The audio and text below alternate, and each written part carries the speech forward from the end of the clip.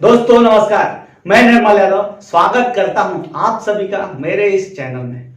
दोस्तों, एक बार एक लड़का एक इंटरकास्ट मैरिज करके लाया।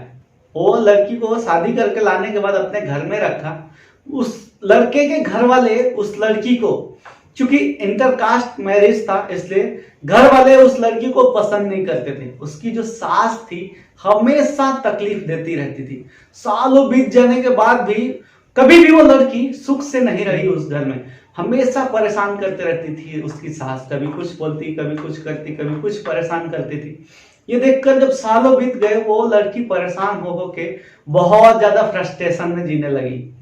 एक दिन एक वैद्य के पास गई और उसने बोला कि महाराज मेरी ये स्टोरी है, अब इसमें मेरी क्या गलती है कि हमारी शादी इंटरकास्ट में हुई है, लेकिन मेरी जो सास है मुझे हमेशा तकलीफ देती है, हमेशा परेशान करती है। तो कुछ ऐसा करो कि मेरी सास मर जाए, या फिर मेरे लिए कुछ ऐसा कर दो कि मैं ही मर जाऊं। ये बात सुनकर उस वैद्य ने ये बोला कि तुम जो बोल रहे हो मैं करने के लिए तैयार हूं, बट तुम्हारा हर समय झगड़ा होते रहता है और वो तुम्हारी सास तुरंत मर गई तो सब तुम्हारे ऊपर आएगा। हुआ और बाद में भी ऐसा ही चलता रहा तो कभी भी तुम्हारे ऊपर शक आएगा कि इसी ने कुछ किया होगा। तो बेटर ये है कि मैं एक तुमको ऐसी दवाई देता हूं जिसको हर दिन खाने में मिलाते जाओ। 6 महीने के बाद आपकी सास जो है धीरे धीरे उस जहर के असर से मर जाएगी। 6 महीने के बाद वो लड़की खुश हुई कि ठीक है 6 महीना ही सही, छुटकारा तो मिले इस तकलीफ से। लेकिन उस वैद्य ने एक चीज और बताया कि लेकिन इस जहर को देते समय तुम्हें एक चीज का ख्याल रखना पड़ेगा।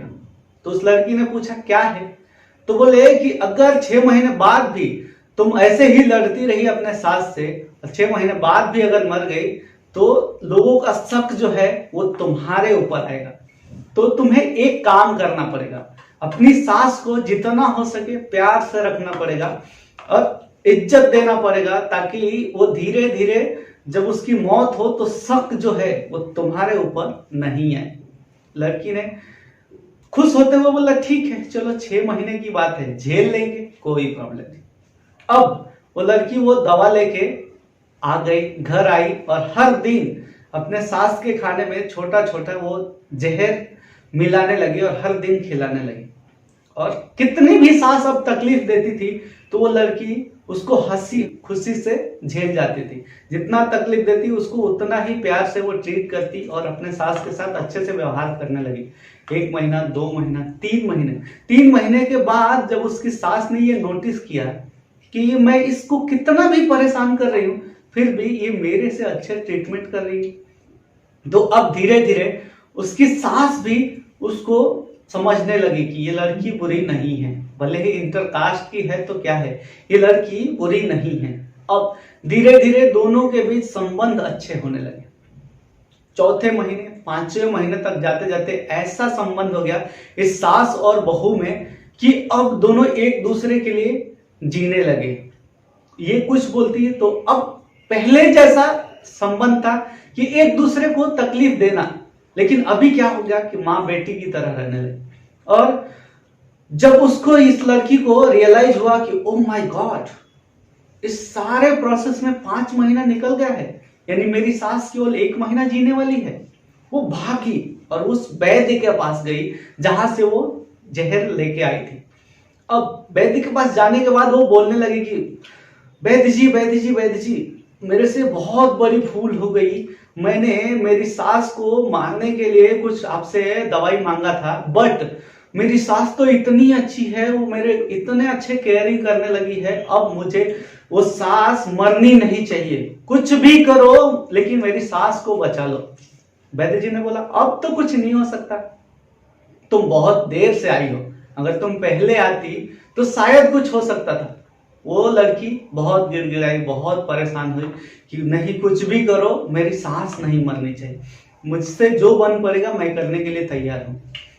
जब इतना डेडिकेशन देखा उस वैद्य ने तो उस लड़की को बोले कि ठीक है तुम्हारी सास नहीं मरेगी, जाओ तुम अच्छे से खुशी से रहो।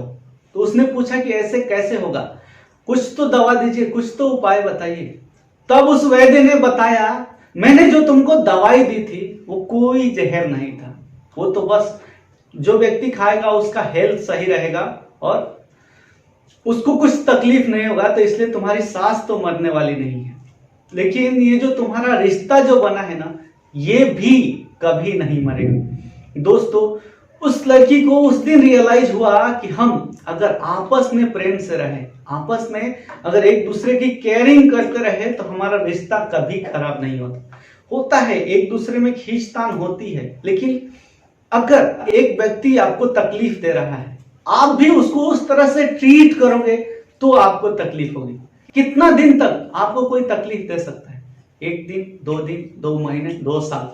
लेकिन अगर आपने अपना रवैया वैसा रखा कि मुझे कुछ भी हो जाए, लेकिन मैं मेरा अपना जो आदत है सबसे प्रेम से रहने का वो नहीं छोड़ूंगा, तो वो चीज डेफिनेटली एक दिन सुधर जाता है।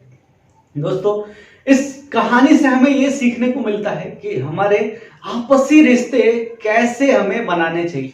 क्या इन लड़ाई झगड़ों को आपसी प्रेम से नहीं खत्म कर सकते? सोचने वाली बात है। दोस्तों, वीडियो कैसा लगा कमेंट करके बताइए। अगर आपके भी रिश्ते में कुछ प्रॉब्लम है तो उस रिश्ते को प्यार देना शुरू कीजिए, उस रिश्ते को इज्जत देना शुरू कीजिए, वैल्यू करना शुरू कीजिए। रिश्ता अपने आप अच्छा होता चला जाएगा।